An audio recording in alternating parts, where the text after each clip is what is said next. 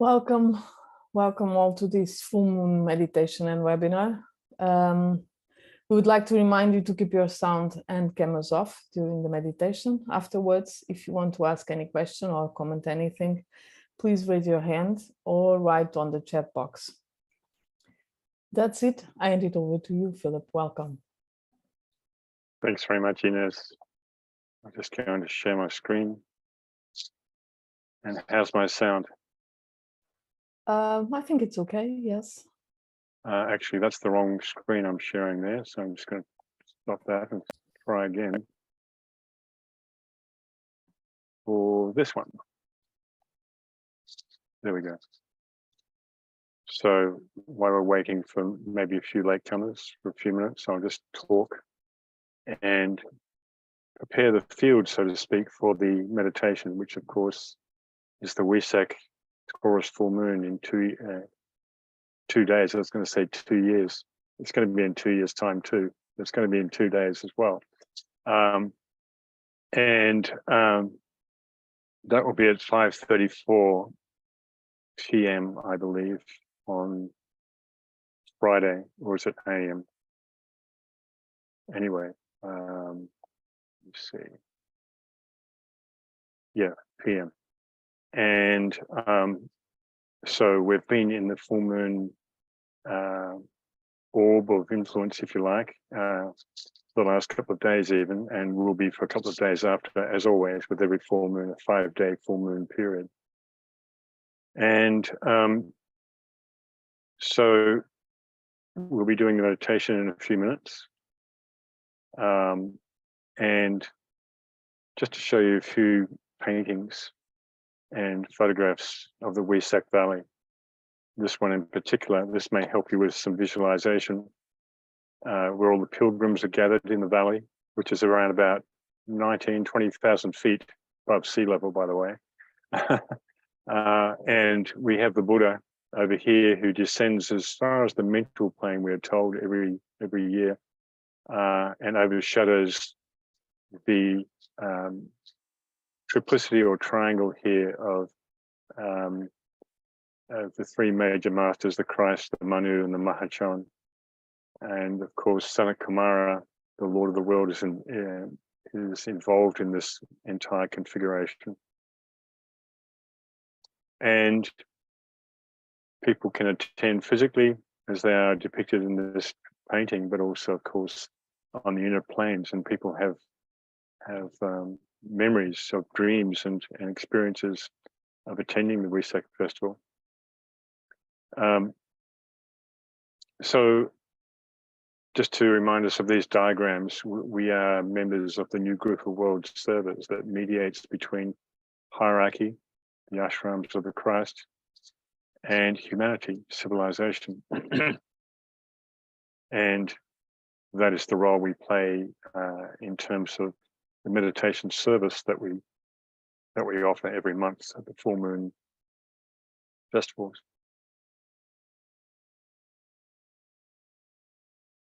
And of course, there are 5 planetary centers that we direct energy through in the meditation: Darjeeling, Geneva, London, New York, and Tokyo. And you can see this in various ways. You can even think of the map of, where are we? The world with the various centers: Tokyo, Darjeeling, London, Geneva, New York, etc.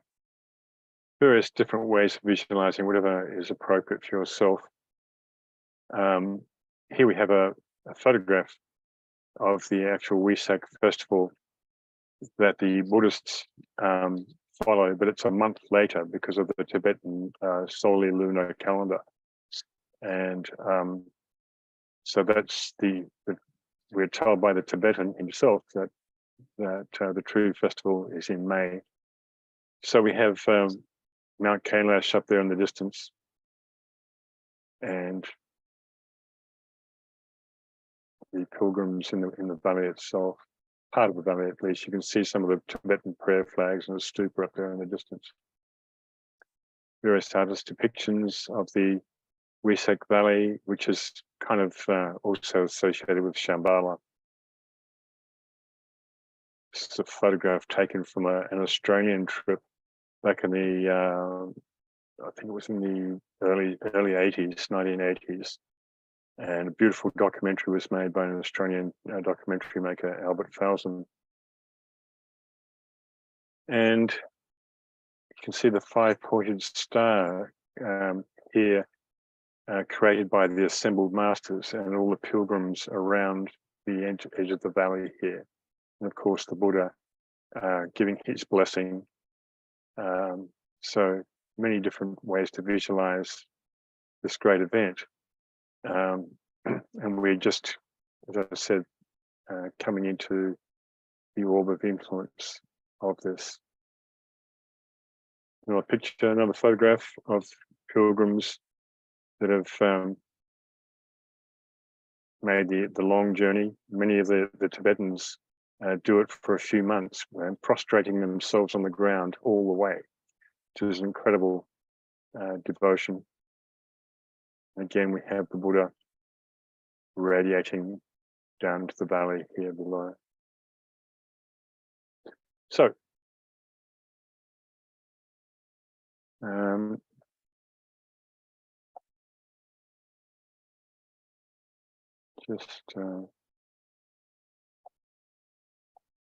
think just about everyone's here, so we'll get started. So let me just stop my video.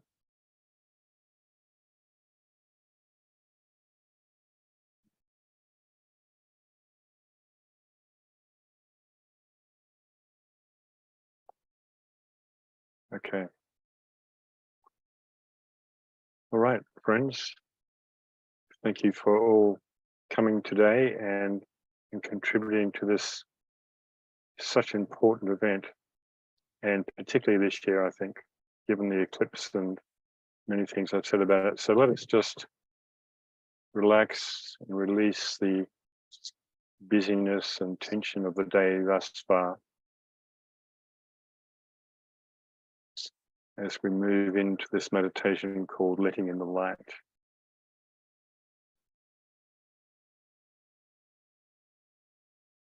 Finding that silent place within the heart.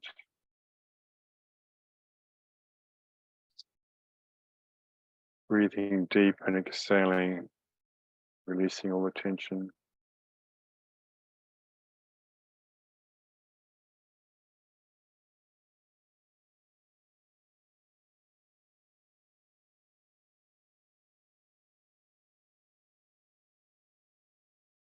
And so we sound 3 ohms for personal and group alignment. With each Om, we visualize light pouring through personality vehicles of the mental body, emotional body, physical body.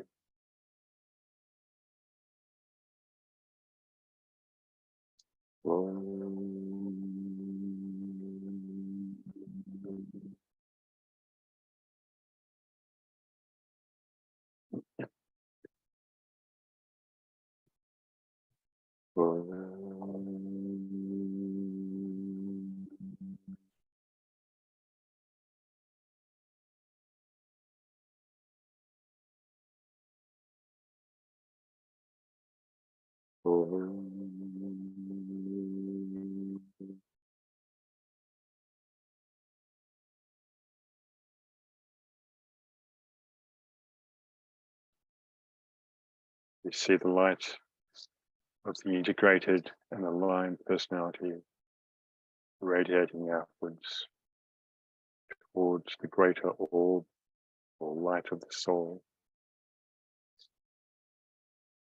The 2 lights approach each other and are absorbed into one another as the soul makes alignment with the personality. One greater radiant light of service.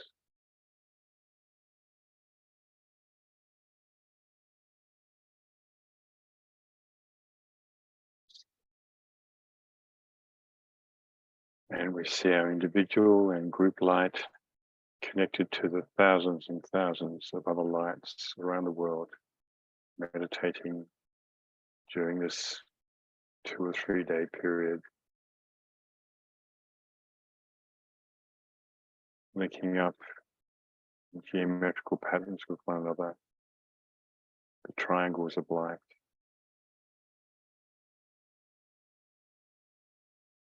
That surround and infuse the planet.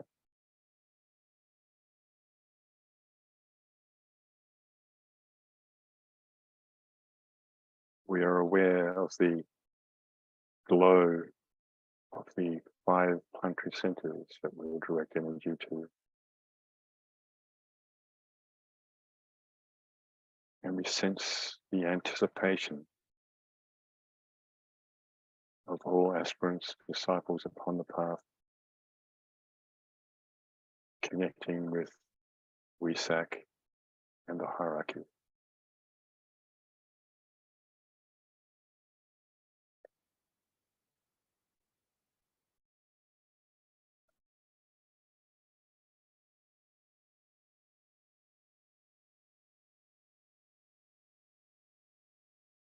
Group fusion. We affirm the fact of group fusion and integration within the heart center of the new group of world servers, mediating between hierarchy and humanity.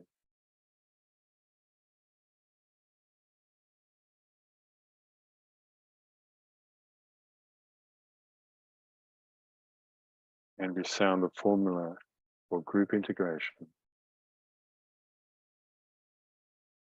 I am one with my group brothers, and all that I have is theirs. May the love which is in my soul pour forth to them. May the strength which is in me lift and aid them. May the thoughts which my soul creates reach and encourage them.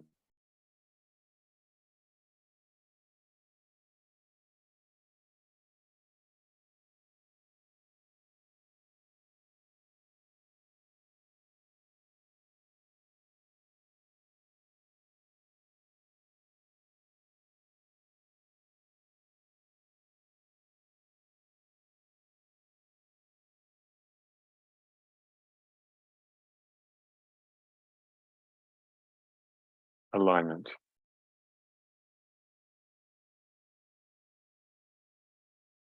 We project a line of lighted energy toward the spiritual hierarchy of the planet, the planetary heart,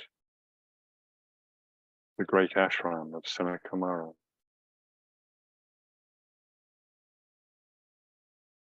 and towards the Christ at the heart of hierarchy.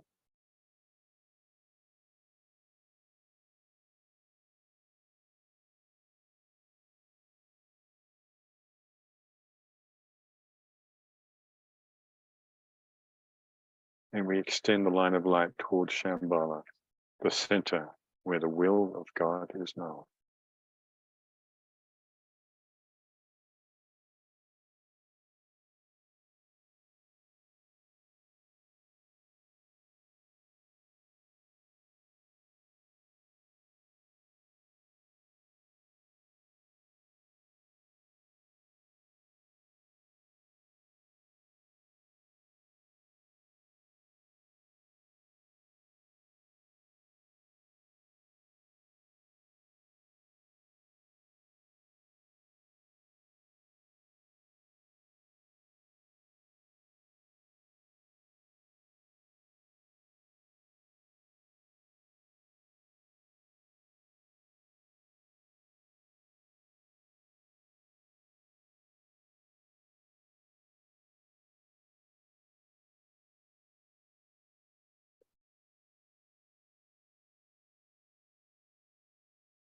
Fire interlude. We hold the contemplative mind open to the extraplanetary energies streaming into Shambhala and radiated through hierarchy.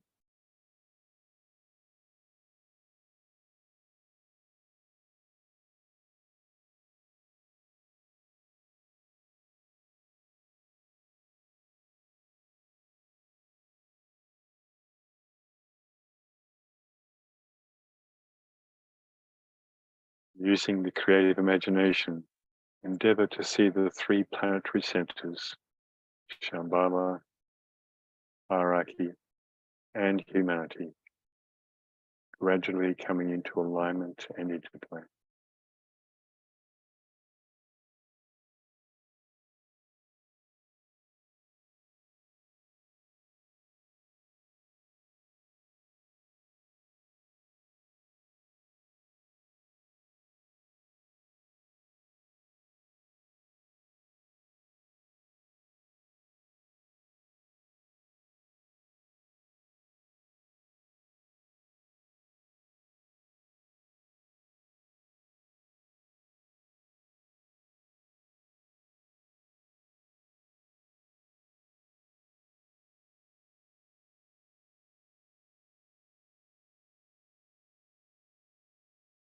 Meditation.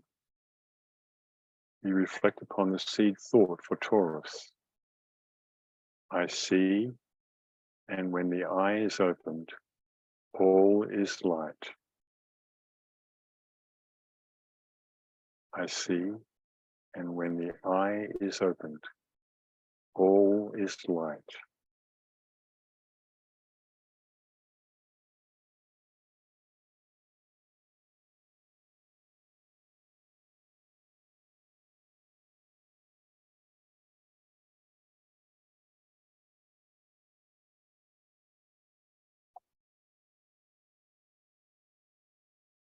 Precipitation. Using the creative imagination, visualize the energies of light, love, and the will to good pouring throughout the planet and becoming anchored on Earth in prepared physical plane centers through which the planetary plan can manifest.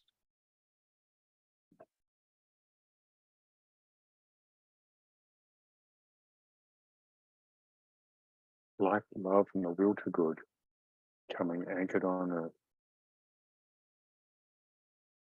And we use the sixfold progression of divine love as the sequence of energy precipitation. Shambhala, hierarchy, Christ, the new group of world servers, men and women of goodwill everywhere in the world, and the physical centers of distribution.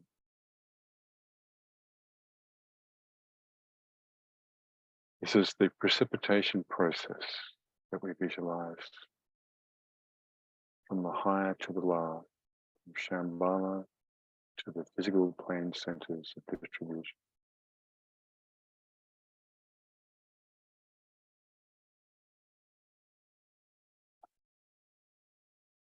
Shambhala, hierarchy, Christ, the new group of world servers, men and women of goodwill everywhere, and the physical centers of distribution.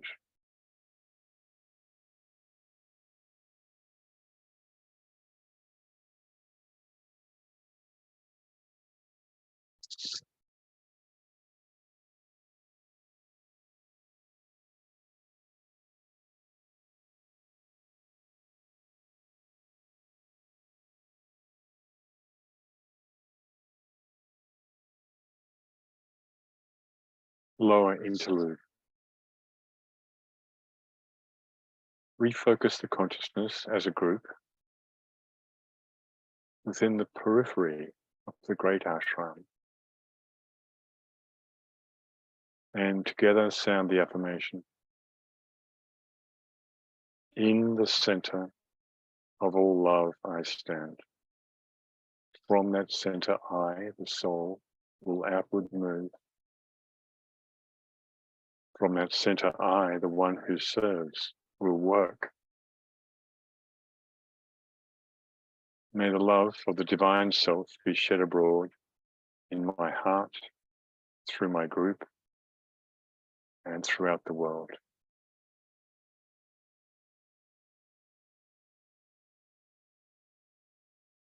Let us now visualize the downpouring spiritual inflow released from Shambhala through the hierarchy and streaming into humanity through the prepared channel.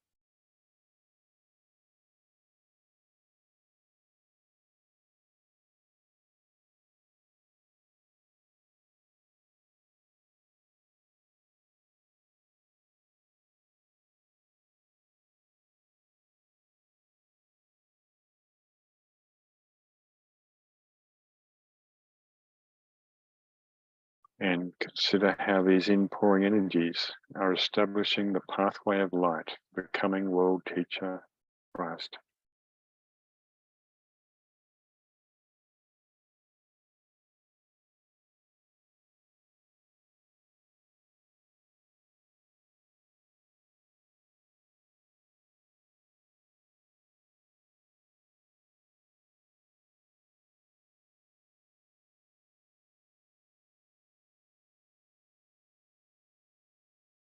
Distribution. As the great invocation is sounded, visualize the outpouring of light and love and power from the spiritual hierarchy, passing through the 5 planetary centers: London, Darjeeling, New York, Geneva, Tokyo, irradiating the consciousness of the entire human race. Great invocation. From the point of light within the mind of God, let light stream forth into the minds of men. Let light descend on earth.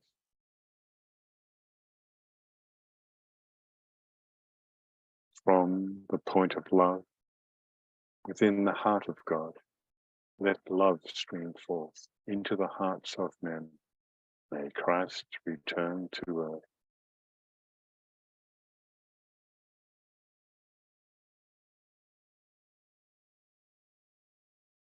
From the center where the will of God is known, let purpose guide the little wills of men, the purpose which the masters know and serve.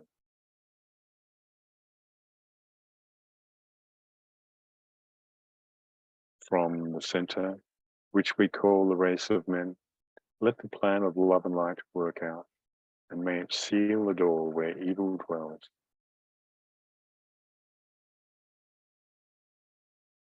Let light and love and power restore the plan on earth.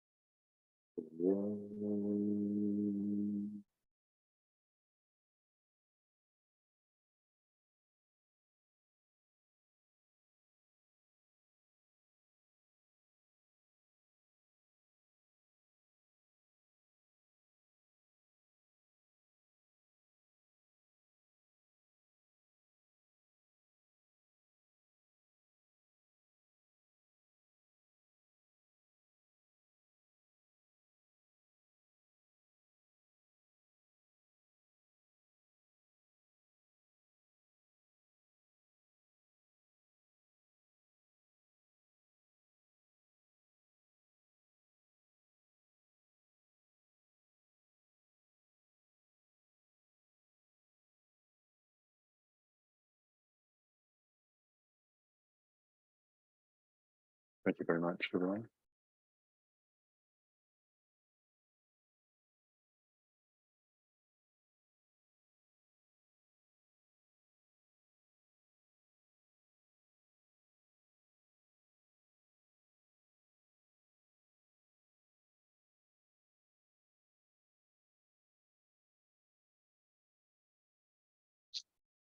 before I go into the discussion.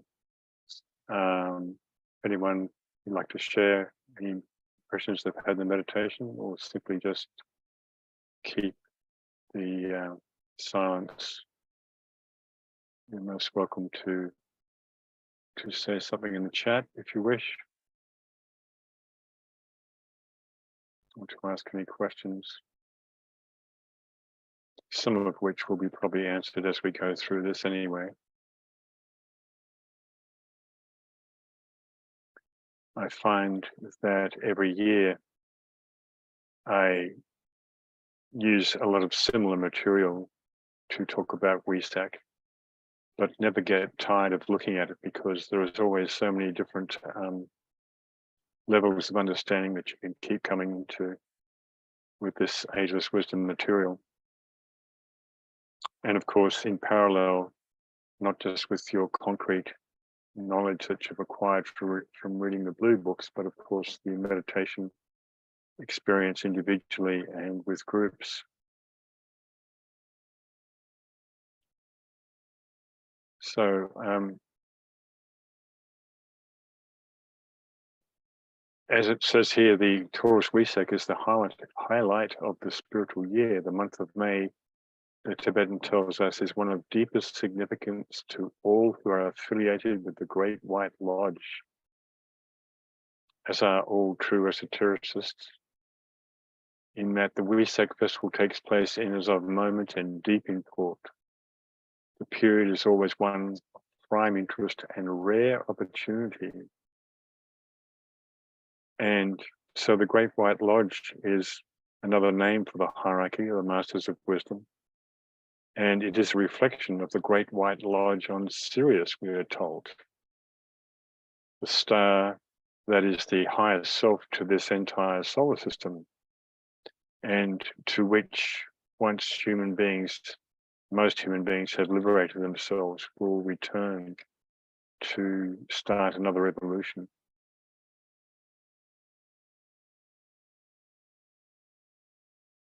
So, and the prime interest and rare opportunity is for all of those aspirants and disciples on the path to connect more deeply with their ashram and even the masters at the center of those ashrams, those 7 ray ashrams with their 7 subsidiary ashrams, which make up the 49 ashrams that constitute, in fact, the ashram of the Christ, or the heart center, the planetary heart center.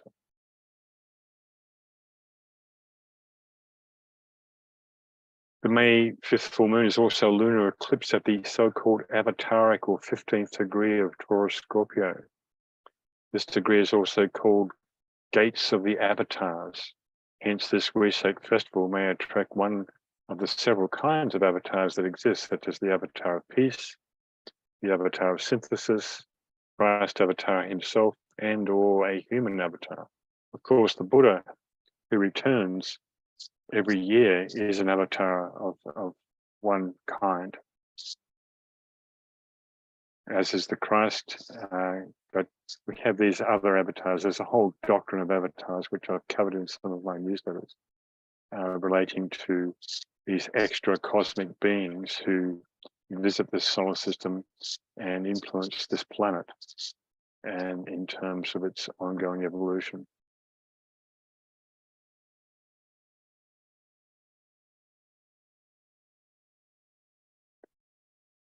So the importance of the first 3 spiritual festivals, Aries, Taurus, and Gemini, can never be emphasized enough.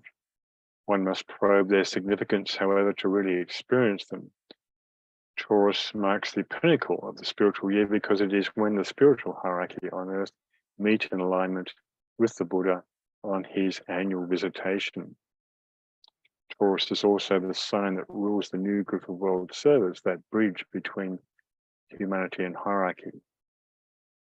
And so the hierarchy of masters, or masters of wisdom, gather to receive literally the word of God, the new impulse that was released in Aries, the previous sign, and transmitted, and they transmit this annually amended planetary plan, as I refer it, to humanity via their various subjective groups of workers in the ashrams, of course.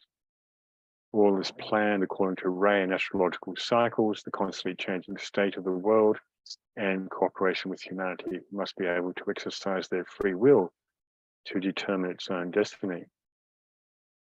So when there's an eclipse like this, at the 15th or avataric degrees of fixed science, it's incredibly potent, and eclipses always sort of bake themselves into the etheric body of the earth, and as a certain pattern that gets activated by transits and of other planets throughout that several months after the eclipse. So they can be triggered, in fact, up to a year or even more afterward. And this one, the same eclipse at the same 15th avataric degree happened 19 years ago. 19 years is a lunar nodal cycle. So it was exactly at the 15th degree of Taurus Scorpio that occurred in 2004. And I have written a little piece about that I posted to Facebook today, I think, or yesterday, that you can read, and I'll probably try and add it to the newsletter. And in fact, I'm going to go over it later if we have time. So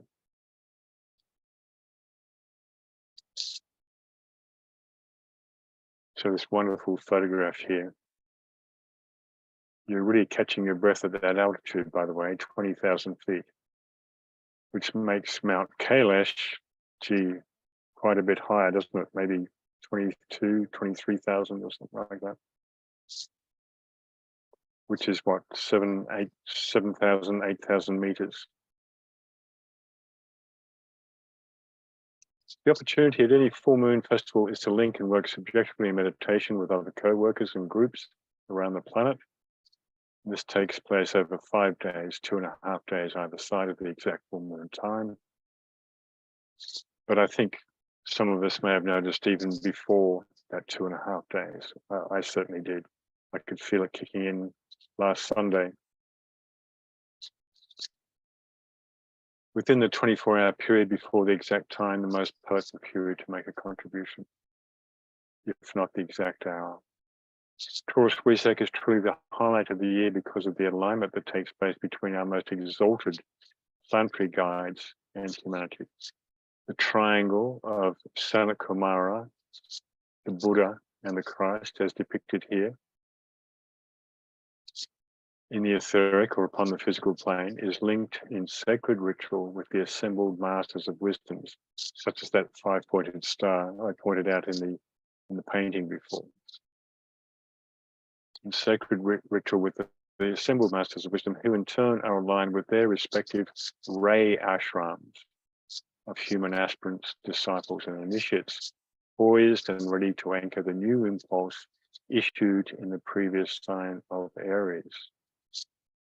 Aries is the seed, and it is planted in the soil of the earth of Taurus. So Wesak is the only time of the year that the Buddha reconnects with earth, almost liberated from his responsibilities here, but still serving an important role in this transition phase between the zodiacal ages, Aquarius and Pisces, and also the root races, the 5th and 6th root races. And as I've said regularly in these letters, the Christ, in fact, will take over, the one who holds the office of the Christ, will take over the role of the Buddha eventually, which is will signal a huge shift in human consciousness and the blending of East and West as well. So Taurus rules the new group of world servers, the NGWS, as we use for the acronym, who belong to no party or religion and yet belong to all parties and religions. They assume no attitude or position either for or against any existing government, religion, or social order. They engage in no political activity of any kind and attack no existing order. as I've also joked before, easier said than done if you're an aspirant to be part of this group. They are neither for nor against the government or church, and spend no money, organize no campaign, and send out no literature which could be interpreted as attacking or defending any organization of political, religious, social, or economic nature. The members of the new group of world servers are not, however, a band of impractical mystics. They know exactly what they seek to do, and their plans are laid in such a manner that without upsetting any existing situation, they are discovering and bringing together the men of goodwill all over the world.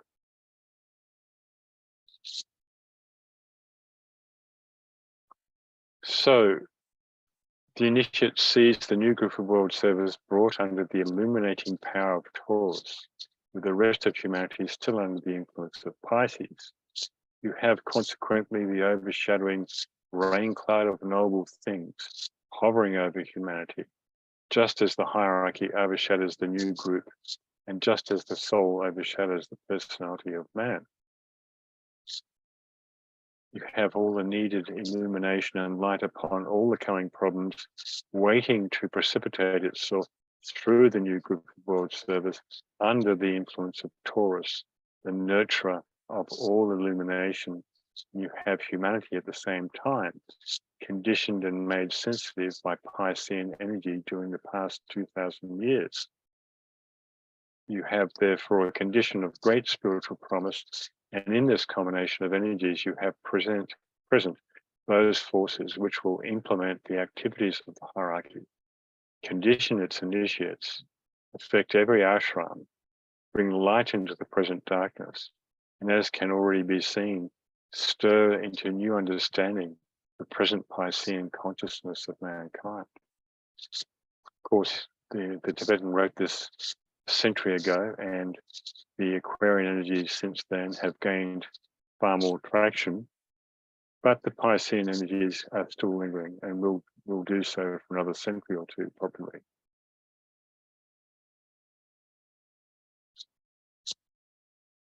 And so this table here, I repeated in a recent newsletter, this newsletter, in fact, yes, in 2023, not 2022, regarding some of these cycles of the new group of world service. You can download the entire PDF file here.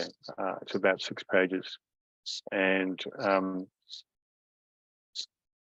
get to understand these various cycles of 3 years, 9 years, and even 7 years. And so in 2023, down here where my mouse is hovering, you can see 2023, 24. We've just started at this Aries Wesak festivals, I would say, the 3-year cycle of crisis and consolidation, which is followed by tension and expansion and emergence impact on public consciousness in that 3 years. And yet on the 9-year cycle, that crisis and consolidation cycle started back in 2014 and 15. And we are starting now at the same time as this 3-year cycle, in the 9-year cycle, with tension and expansion, which will go on to 2032. And then likewise, of course, we have in 2019, the 7-year cycle that will go to 2026.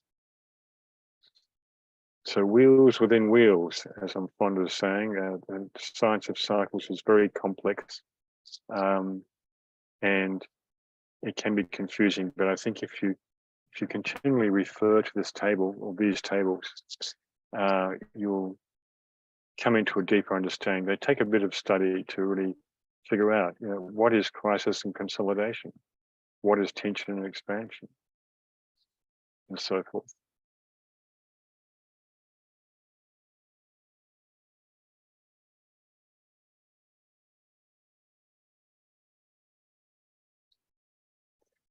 Now, the Tibetan says, make each 3-year cycle conform to the rhythm of creation. In the first year of crisis consolidation, lay your emphasis upon the activity of the manifesting principle, using that which appears and with which you have to work. that in itself, of course, requires some reflection. In the second year, tension expansion, let the clarity and the quality of the note to be sounded by the manifesting form appear and be heard. These are not simple phrases that give meaning immediately. They certainly require some penetration, do they not? In the third year, emergence, impact, and public consciousness, behind the form and expressing itself through the quality, let the livingness and the work of the indwelling life emerge for all to see. And so that will be 2025-26, that last cycle, emergence, impact, and public consciousness, which is, of course, the year that the hierarchy will have their centennial meeting in the halls of Shambhala with Sanakumara to figure out, or to actually come to an agreement about a date that the hierarchy will externalize for the first time in thousands and thousands of years. That's why each Wesak festival leading up to 2025 is going to be more intense than the last one. And I really believe this one will be for the world as a whole too, and individuals and groups and all the rest of it.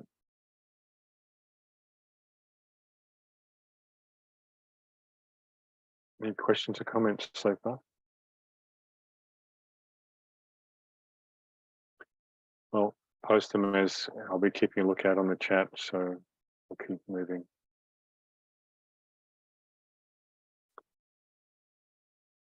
So the keynote of the first year's work is consolidation. That of the second year must be expansion, whilst the keynote of the third year must be the making of a definite impact upon the public consciousness by the sounding and the emphasizing of some one clear note. If this cyclic measure is kept thus in mind, no serious mistakes will be made. DK goes on to say, the new group of world service must work in these 3-year cycles, and the foundation of cyclic attainment must be laid.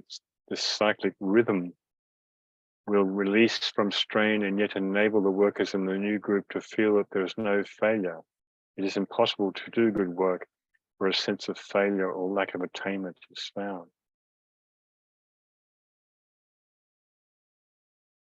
And I go on to talk about the 9-year cycles. At those times when the hierarchy meets in silent conclave, the part of God's vision and his formulation of that vision for the immediate present is revealed for the next 9-year cycle. So that's why, another reason why this Wesak is so important. It's the start of a new 9-year cycle, tension expansion.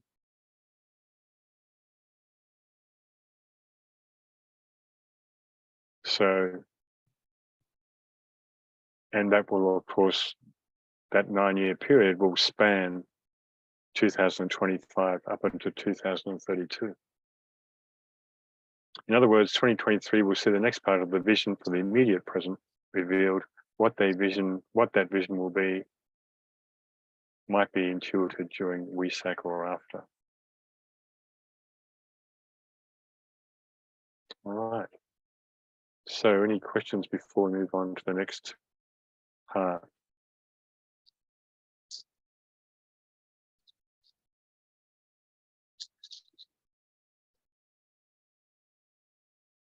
So Venus in Gemini is very interesting. It's one of my favorite positions for Venus.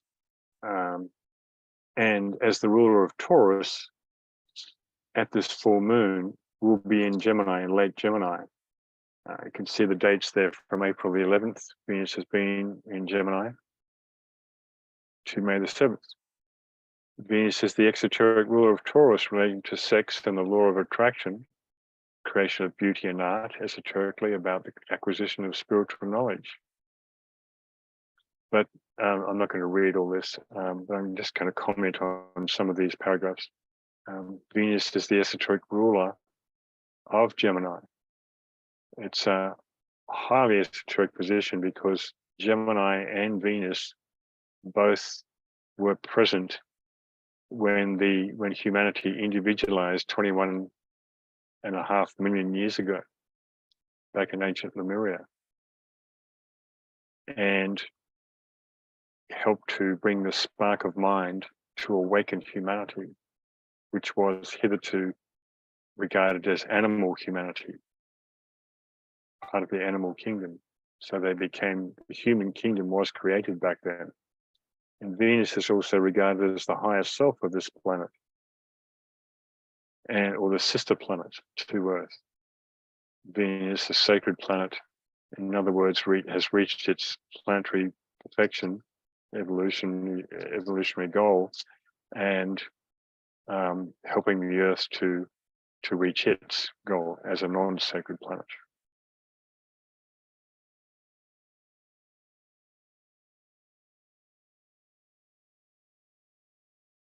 So Gemini is a sign of a common cross, and the great skill of Gemini is to find something in common with other people. Venus is regarded exoterically as the planet of relationships. So Venus in Gemini has a great skill or knack at connecting with people to find that point in common that builds a dialogue that leads to friendship. That's why Gemini is one of the main, if not the main, sign of relationships, general relationships. Libra is more about personal relationships. Aquarius about group relationships, but Gemini is the sign of relationships and communications, of course. Mercury being the personality ruler of Gemini, Mercury the mouthpiece, the messenger, that initiates dialogue. And Mercury and Venus work very closely together, of course, as the divine hermaphrodite, Hermes, Mercury, and Aphrodite, Venus.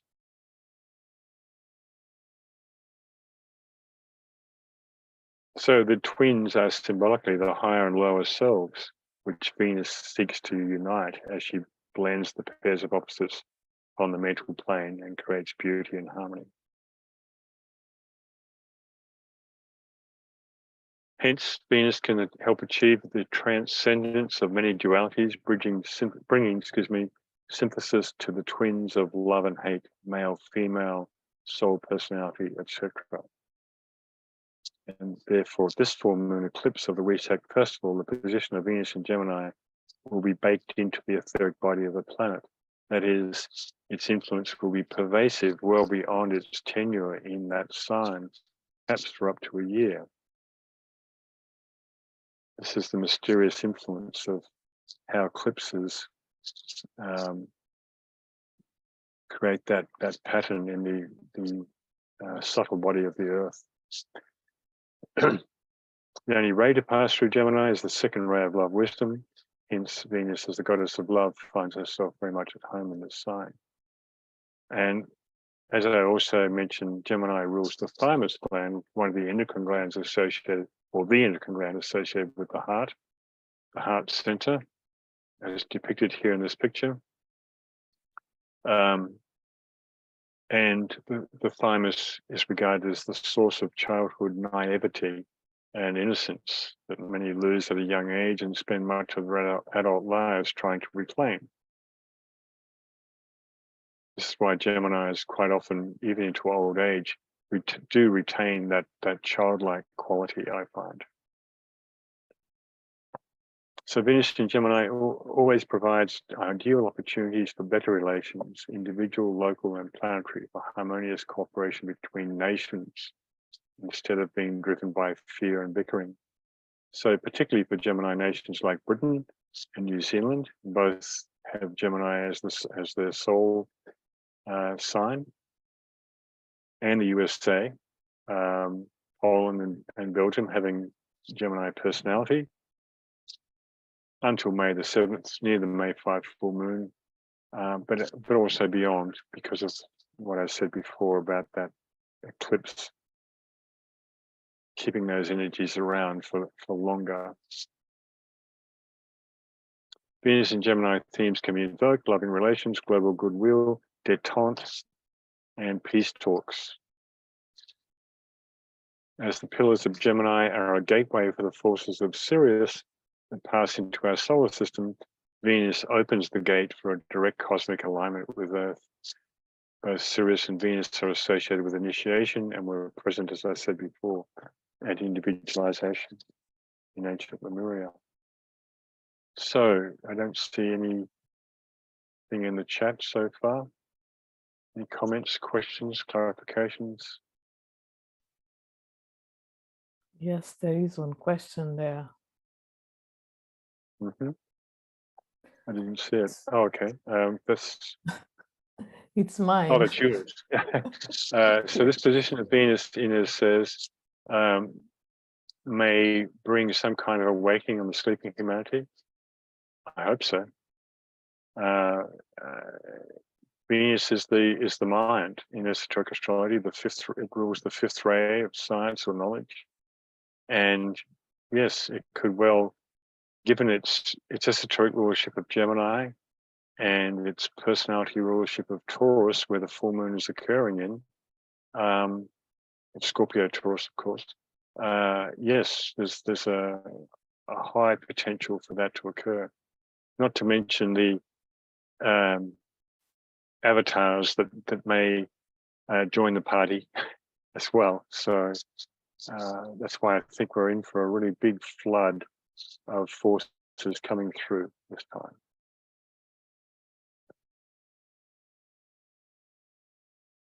So I want to scroll down now to the passage of Mercury retrograde going through Taurus. Fascinating transit, and linked to what I was saying before about the gateway of avatars. So we see here Mercury, a picture I took in the Sintra Gardens in Lisbon. One of my favorite depictions of Mercury holding his caduceus, wearing his helmet with his winged helmet. And Mercury, the last time that Mercury was retrograde in Taurus was 7 years ago, back in 2016-17. Mercury into Taurus on April the 3rd, and on April the 20th was stationary direct at the new blue moon eclipse, which was an incredibly powerful eclipse. Eclipses come in pairs, so we had the new blue moon eclipse, and 2 weeks later we're having the full moon eclipse. So it was stationary at that new blue moon, which was also the other things too, but I'll try not to confuse you here. Going retrograde just a few days after, it will remain in Taurus all the way through to June the 11th, after the Gemini full moon festival. Hence, from early April to early June, Mercury occupies Taurus whilst the sun is passing through the first 3 signs of the zodiac, being present for all 3 full moons in Aries, Taurus, and Gemini. So I think this is quite stunning in many ways. And I quote here Alice Bailey, I think, or is it Blavatsky? No, Bailey. Mercury is Bud, as in Buddhi or Buddha, wisdom, enlightenment, or reawakening in the divine science. So this is another factor that points to, that supports the question just posed about illumination for humanity. Mercury, in fact, is the brightest planet. It reflects 7 times more light than the sun or something like that. But we don't see it because of its close proximity to the sun. Mercury here is the teaching tongue. I coined that term. And Taurus rules the organs of speech, the tongue, the lips, and the larynx. And there's a physiology diagram here that shows that.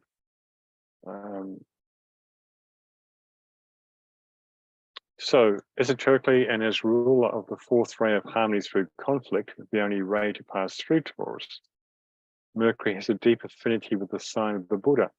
Mercury is the messenger, as was the Buddha. Buddhi is intuition and corresponds to the 4th Mercury-ruled Buddhic plane. intuition supersedes the mind and all other senses, which is the goal of humanity. And Mercury is the eye of the bull. Through its dual rulership of the Ajna center, indeed, even the symbol for Mercury incorporates the glyph of Taurus, as can be seen here. So there's a lot on that. You could write a few pages about that, actually, going deeper into the symbols and so forth. So Mercury is a very interesting planet. It rules the higher mental plane, the lower mental plane, and also the Buddhic plane, which is above the mental plane. And as I said, it's the goal for humanity to reach. Once we have achieved Buddhic consciousness, we don't have to come back anymore, essentially. It corresponds to the fourth initiation, fourth plane, the fourth ray. They all correspond to that initiation.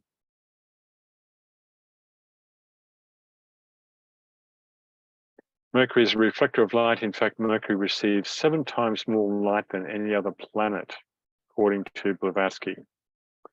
Believed to be within the orbit of Mercury. Hang on a second.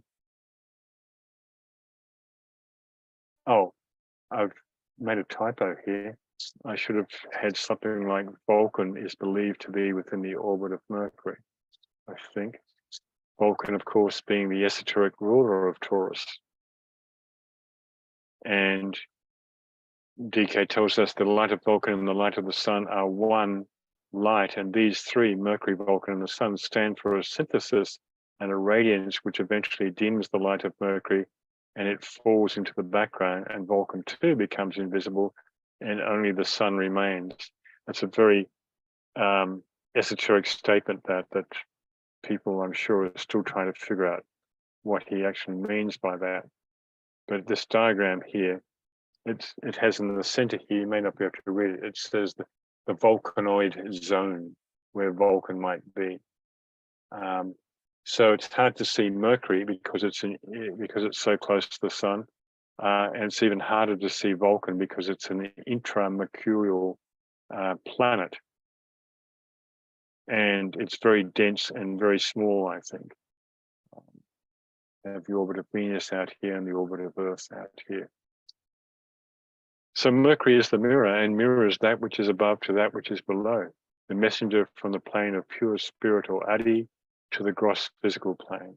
Hence the relation between the Mercury-ruled fourth ray, earthy Taurus, and the mother of illumination and Vulcan. Taurus, I should say, the mother of illumination and Vulcan.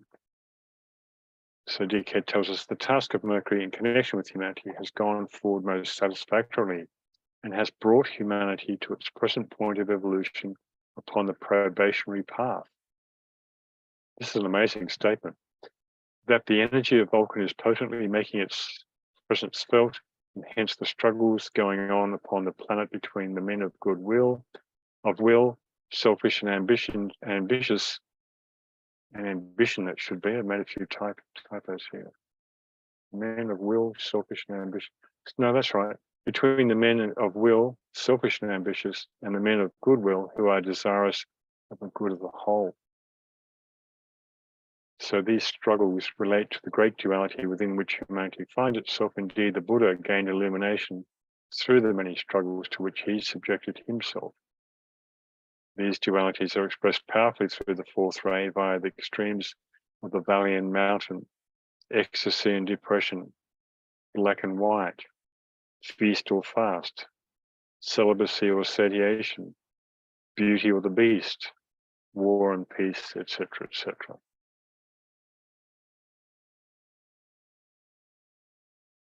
So Mercury is also the hierarchical ruler of the opposite sign Scorpio. So in esoteric astrology, we always emphasize the opposite sign, if not the entire 4 points of the cross that a sign is part of. So, but particularly the polar opposite at the at the Taurus Wesak full moon. Many astrologers will call it the Scorpio full moon because technically the moon is in Scorpio, but it's actually the Taurus Solar Festival is a better way to refer to it, I think. But at the same time, acknowledging Scorpio, as I will discuss when we get to the other section on avatars in a minute.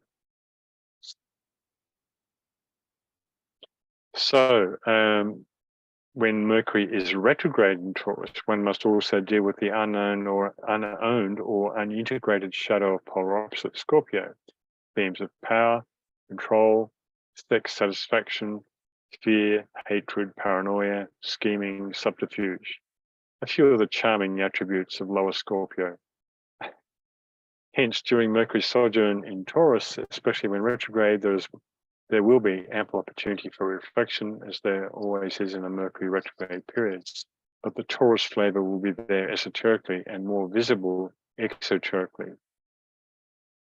So reassessment of Taurus themes around desire for food, sex and money, inertia, crystallization of ideas, idée fixe, stubbornness and resistance to change, being bullheaded, forceful or dictatorial. So, and fast Mercury is very quick, finds itself somewhat at odds with the much slower ruminating energy of Taurus. Hence, the pace of life might be annoyingly sluggish for some. Interminable problems with your mobile phone connection or an online account with a big company. These are classic sort of Mercury retrograde problems, transport, communications. And in fact, they're having major strikes and protests in France right now.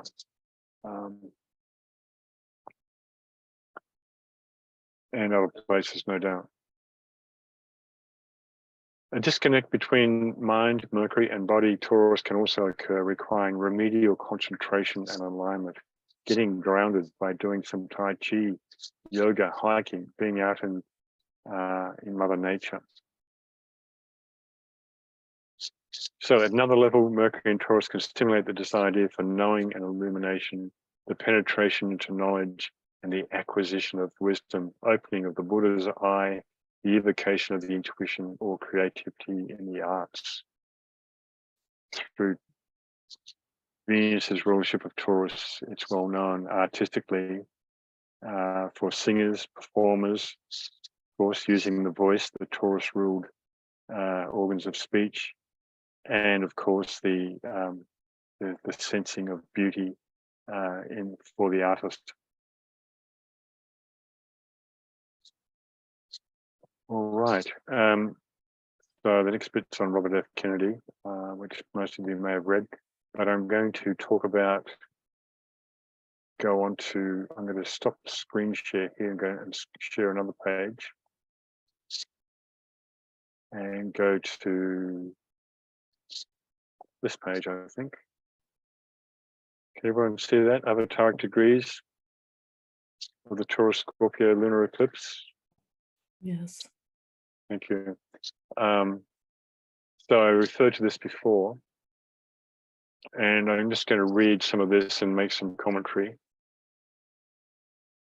As lunar eclipses are related to the 19-year cycle of the moon's node, the coming May 5th, 2023 lunar eclipse falls at the same avataric degree as it did on May 4, 2004. The avataric is the 15th degree of a fixed sign, is supposed to carry the most power of that sign. This relates to the culmination of energy that was released at 0 degrees of the cardinal sign, in this case Aries, before, yielding a 45-degree aspect, or the semi-square as it's called, from that emanating point. So from 0 degrees Aries, you've got half a square. You've got 90 degrees square, and half a square is 45 degrees. That's why we call them the 8 harmonic aspects.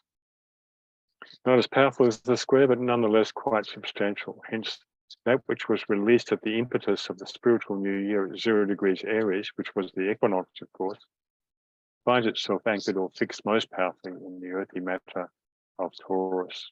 Or to view it more esoterically, the fresh impulses and ideas that have emanated from Aries find themselves appropriating light forms, Taurus being the mother of illumination, And these light forms are the original ideas organizing themselves into thought forms on their way to precipitation upon the physical plane.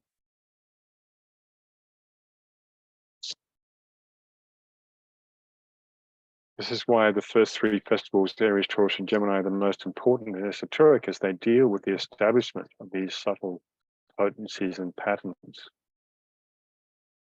So, viewed from one angle, Aries represents the mental plane from whence ideas from the rain cloud of knowable things emanate.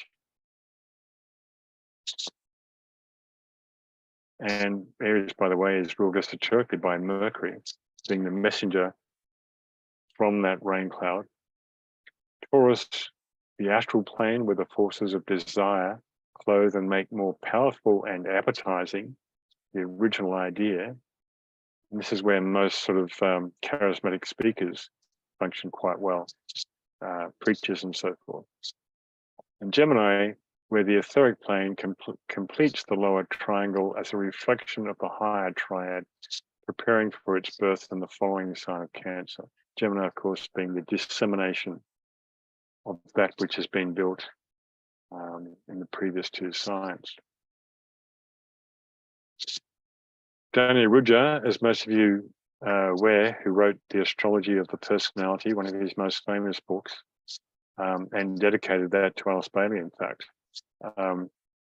wrote some really quite esoteric books, New Mansions for New Men. I can highly recommend. It's a great read. He was super intuitive astrologer.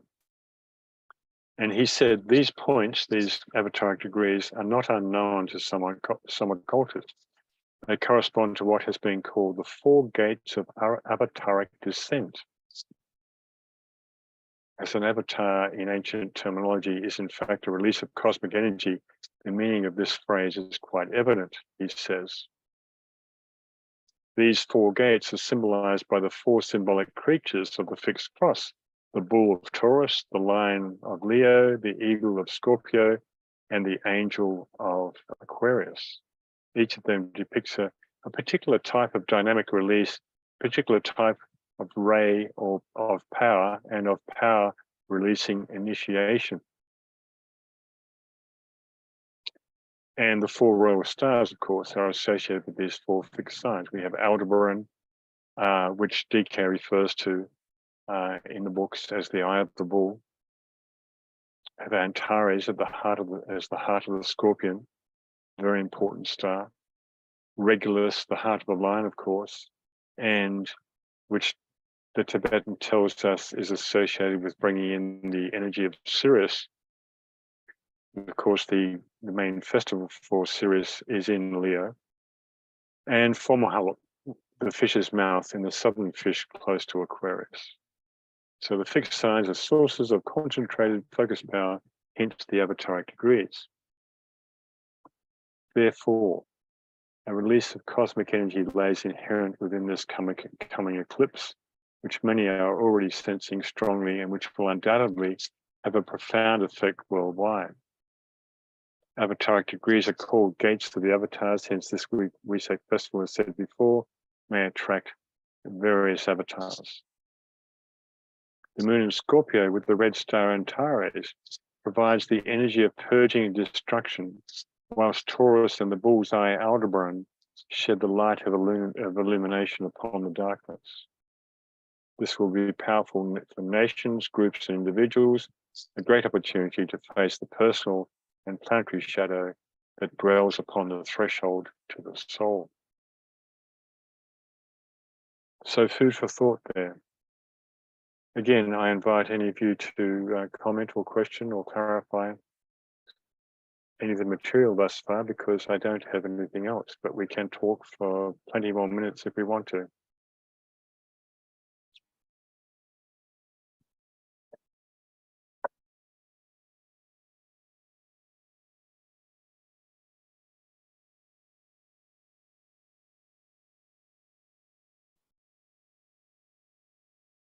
And just as a note, while I'm waiting for someone to say something, in the latest newsletter, which you can find on my website if you've not signed up for it, there is a report about our recent conference in Aries, and links that you can click on to access the videos and audios and other conference resources and material.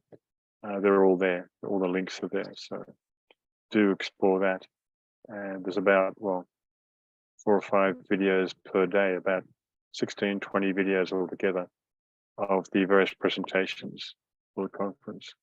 In the chat, we have Kate saying, what is the source of this latest section on avataric descent gates? Partly from Dana Ruja, partly from memory, and I cannot remember 1 or 2 other sources. But you can find plenty of astrologers commenting on this, but I tend to go with more reliable sources like Dana Ruja myself.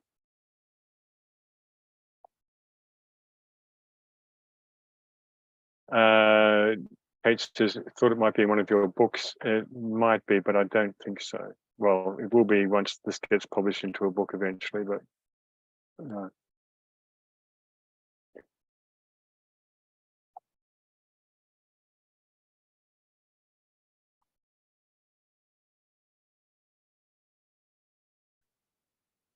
This Taurus has a lot to do with music too, what they call the Nada Brahma, the divine sound. Taurus rules the ears, and so, and also the organs of speech, of course, so sound, noise, music. Taurus has a lot to do with the divine music that precipitates the music of the spheres, for instance. The second title Kate asked of Dana Ruja was New Mansions for New Men.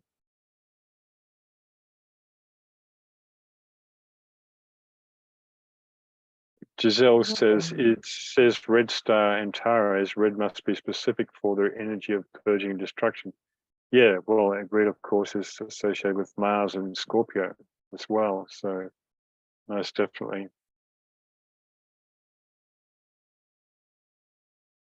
There are many exoteric interpretations of the stars that you can find. Just trying to think of one author in particular. She's very good. Can't think of a name right now, but there are exoteric and esoteric meanings of the stars.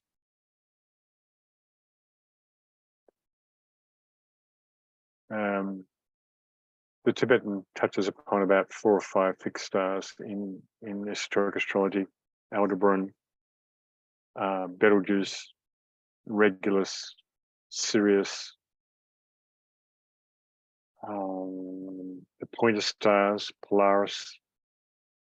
I think that's about it. Might have missed 1 or 2 there. Of course, when we go outside and look at the night sky and the millions of stars out there, they all have a particular quality or an effect. They are all suns in themselves.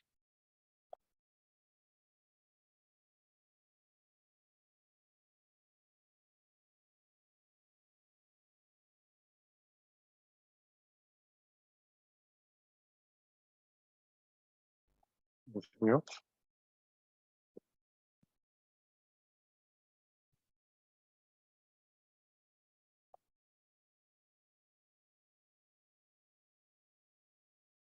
Agiliki says maybe Venus in Gemini square to Neptune gives a little more extra to that particular moon eclipse. Absolutely. I was looking at that today, in fact. Venus square Neptune. Because it was making a major aspect in my chart. And it's a great combination at 2 levels. One level is artistic inspiration. Venus, beauty, Neptune, the visionary, imagination. So it's a great point of tension for creative artists, but also for at another level of aspiring towards that which is precipitating from the mind of the divine. Neptune, the mystic.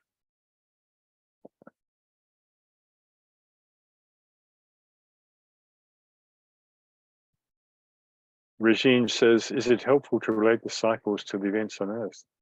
Absolutely. That's what I do all the time in my astrology, and so do many other astrologers.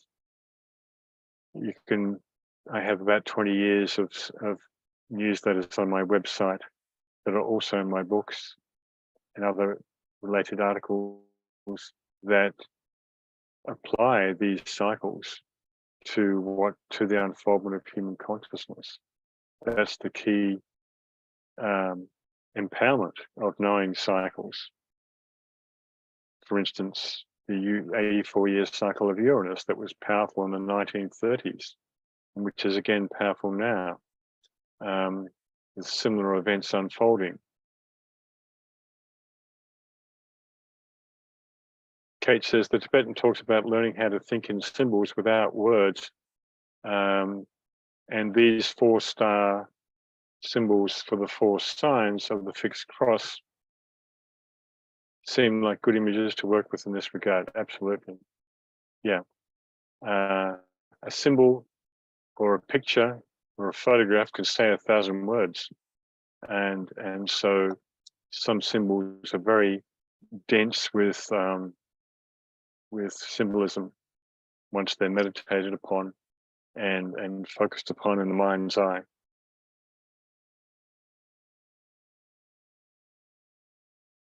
And you see this fixed cross in many ancient buildings with the lion and the eagle and the water bearer sometimes, or the angel, and the bull. Sometimes on ancient churches, you will see the astrological fixed cross before they banned astrology. All right then. Well, I think we can wind it up for the day. Enough food for thought there to chew on for a while. So another comment here. Thanks, Kate. Yeah. And we'll see you all in a month's time. And for those of you who enrolled in the course, we'll see you tomorrow night, or tomorrow night our time anyway in Portugal. And so I hand it back over to you, Inez. Thank you. Okay, thank you all for coming. We'll see you tomorrow for the students and in 1 month's time for the others. Thank you. Very good. Ciao.